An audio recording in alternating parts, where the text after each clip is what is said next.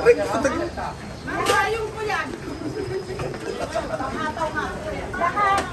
Lahat sasabihin ko, kaya makinig. Kung may ball, sinabi ko na kayo kanina, ballpen, saka papel, kung meron kayo, mag-take down notes kayo.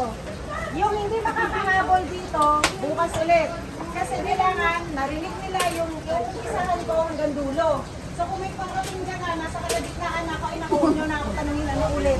Walang ganon. Okay, so bukas ulit matry ko. Sana.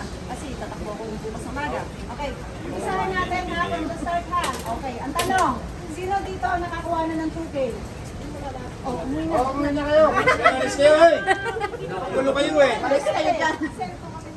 Ha? Okay, sige. Okay lang yan kung gusto nila para ma-share nila doon sa iba. Okay. Pero kasi, hindi na to para sa mga hindi. Number 1, disclaimer. Hindi ibig sabihin, tuturuan ko kayo gagawa ng disbursement. Hindi ibig sabihin, sure yung 2K. Naiintindihan? Wala akong sinabi ganun ha. Mamaya, pag nagpapadeposit ko, tatanungin nyo, nasaan yung 2K nyo? Walang ganon. Hindi yun assurance. Okay? Kasi ang binigyan, yung may mga disbursement prior sa April 2026, tama ako? At saka yung narinig ko, yung mga nagkaroon daw ng census yung bahay. Kasi nga, etong 2,000 na to, wala kang tatanong, mamaya ang tanong. Nawawala kasi ako. Yung ayuda kasi na to ay binigay ni SSS at saka ni TSWD. Kasi sila yung mga mahihirap daw. So yung mga malapit ng maging mahirap, hindi na ako sasabi. Sabi niya, meron ganun yung malapit. Kasama ako doon. Hirap na kami. Okay, joke lang yun. Sinabi niya yung okay, so yun, yung mga dalawang ganun na, yung criteria na si SSS at si DSWD. Okay, sumunod. Ano ba yung sasabihin? Dapat ko lang makalimutan. Ang una, ang pangalawa, lahat pa kayo may account na sa SSS. Meron kayong username, meron kayong password. Okay. So yung mga wala, sino yung walang yung, lahat kayo na-check nyo na active pa yung account nyo. Lahat. Sino yung walang yung account? So yung mga walang account, napaka-simple. Gumawa ng username, punta kayo sa SSS, gumawa kayo, mag-register kayo. Mag-sign up kayo sa SSS, gumawa kayo ng username, gumawa kayo ng password. Yung mga hindi maalam, magpaturo sa marunong na. Kung hindi pa rin maalam, pumunta sa computer shop. Pero siguraduhin nyo lang yung password, ilagay nyo sa maliit na papel. At saka huwag nyo pabayaan na yung nagbabantay doon, ikatiwala sa kanila yung password, baka mamaya kung anong gawin din sa account ninyo. Okay, speaking of password, minsan may account na pero nakakalimutan yung password niya pagka meron na. I-save sa, ito common sense naman pero i-explain ko, i-save sa cellphone. Isulat ng 2 beses. Yung isa, ilagay sa wallet. Yung isa, ilagay sa haligi ng dingding nyo. Hindi yun nakakatuwa. Promise, pag nawala ang cellphone, i-back up ka na sa wallet. Pag nawala ang wallet, nandun, nakasuksok sa haligi nyo. Tama ka, di ba? Hindi yan na-joke. Dapat lagi kayong merong backup. Hindi kayong lahat naka-alam doon sa cellphone nyo. Okay, sumunod. Kaya sinasabi na mag-ready ng disbursement kasi gagamitin nyo yun sa SSS. Okay, ang tanong, sumunod ng tanong, yung bang e-form ninyo ay updated sa SSS? Yung bang mobile number ninyo na nakaregister sa SSS o sa e-form nyo ay active o yun ang ginagamit nyo ngayon? Lahat, active. Okay. Yung merong hindi active, ito muna gagawin nyo. Pupunta kayo sa SSS, punta kayo, i-update nyo yung e-form ninyo. Okay? Magpipil up kayo ng e-form, updating, kasi hindi rin siya pwedeng si lawyer or si Dongsong kasi nga mayroon tayong Data Privacy Act. Hindi papayagan na representative.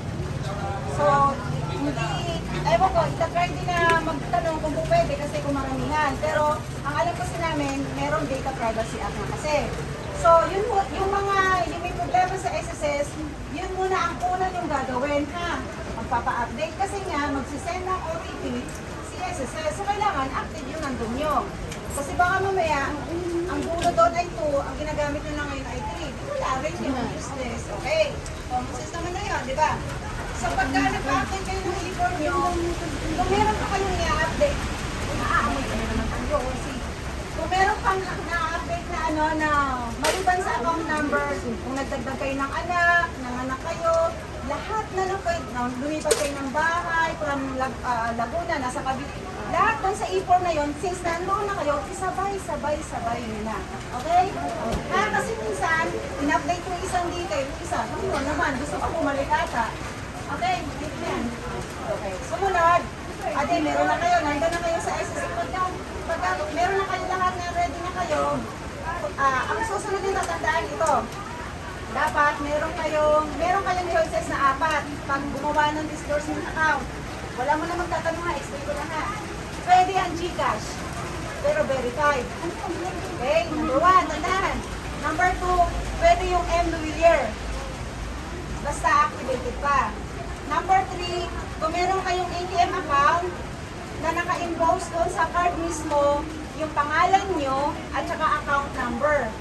Kasi yung sa atin, hindi siya pwede. Yung ATM kasi, pangalan nyo lang atang nandun, walang account number sa card. Tama, di ba? So kailangan doon sa ATM na sinasabi, nandun yung account number at saka pangalan nyo. Pwede yun.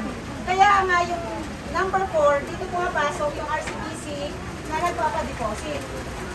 Kasi, ang kailangan kasi, pag nandun ka na sa loob ng website ni SSS, pipicturan niyo yung mga to para makita ni SSS na doon papasok yung pera ninyo. Kasi ang hinahanap sa deposit slip yung validation ng bangko na nakalagay doon. Di ba may blue doon? Di ba may nang-deposit dyan? 100 pesos.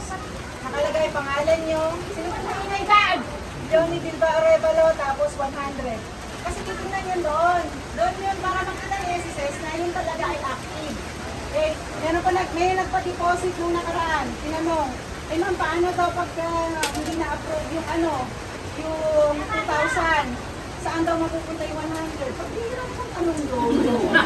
Sabi ko sa akin. Minsan na, ito ha, minsan sa totoo lang, sa dami namin ng trabaho. Tapos lagyan nyo kami ng gamit. Sa sama? Kasali pala ganun. Hindi nyo naman pangalan niya. Paano siya sabihin ko? Anong Okay. Ito ha. Yung binanggit kong 4. Kasi pagpasok nyo, walang pupunta sa SSS magagawa ng disbursement ha. Online yung gagawin ha. Cellphone. Ready nyo lang yung isa sa 4 na yan. Yung sinabi kong GCash at M. Luwilier, hindi okay lang siya gamitin. Kaso kasi, pag nag-loan kayo, hindi nyo magagamit. At pinapasukan ng GCash at M. Luwilier pagka nanganak, nagkasakit. At saka itong ayuda na to, pwede. Pero pagka nag-loan kayo, hindi siya pwede. Kaya itong pangatlo din, kung meron kayo, hindi ako sure. Kaya ina-advise namin sa Dongso, para sa mga regular, gumawa na kayo ng disbursement account. Kasi pag nag-loan kayo, dito at dito papasok. Maintindihan? Okay, kaya ito ha, kaya ako kayo pinapagawa na ng disbursement kasi nga, baka, hoping tayo na magkaroon pa ng second wave kasi makikita din ng government na ang daming wala, hindi nabigyan. Kasi nga, paano kayo mabibigyan? Wala kayong account, wala kayong disbursement account. So ulitin ko, hindi ibig sabihin gagawa kayo, sure yung tutin. Ang tanong, sino ang magkakaroon? Hindi yan masasagot ni employer, hindi yan masasagot ni Dongsung. Ang mayroon ng control niyan, SSS at ang gobyerno at ang DSWD. Maliwanag ba? Ang linaw. Opo. Okay na. Opo. Anong question? Ito may tanong. Magtanong na kayo. Pag may account na sa may account na daw sa tayo. Mo lang, no? Bukas na yun. Okay, yung mga hindi naka-attend ngayon, bukas ulit, second batch. Ma'am, may tanong ako. Kasi yung partner ko, may email na siya, pero walang pera.